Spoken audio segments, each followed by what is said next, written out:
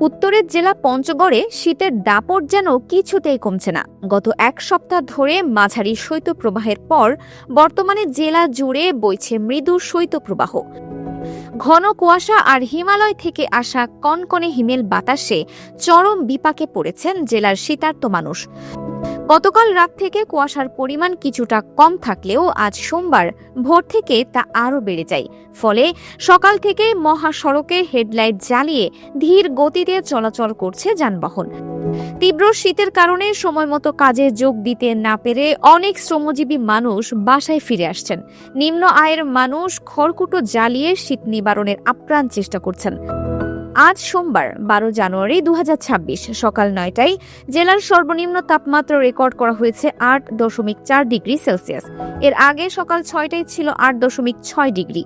বর্তমানে বাতাসের আর্দ্রতা 100% এবং ঘন্টায় 10 থেকে 12 কিলোমিটার বেগে হিমালয় থেকে আসা হিমেল বাতাস বয়ে যাচ্ছে। দিন ও রাতের তাপমাত্রার ব্যবধান থাকায় শীতের অনুভূতি তীব্র।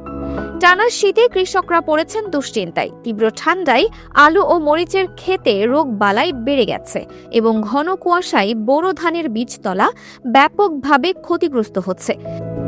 আবহাওয়া অফিস জানিয়েছে, আগামী কয়েকদিন তাপমাত্রা আরও কমার পাশাপাশি কুয়াশা ও হিমেল বাতাসের দাপট বাড়তে পারে। সেই সাথে জেলার উপর দিয়ে চলমান এই মৃদু শৈত্যপ্রবাহ অব্যাহত থাকার সম্ভাবনা রয়েছে।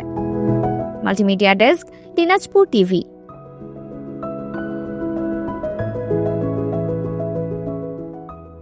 দিনাজপুর টিভি মানুষের জীবনের কথা বলে।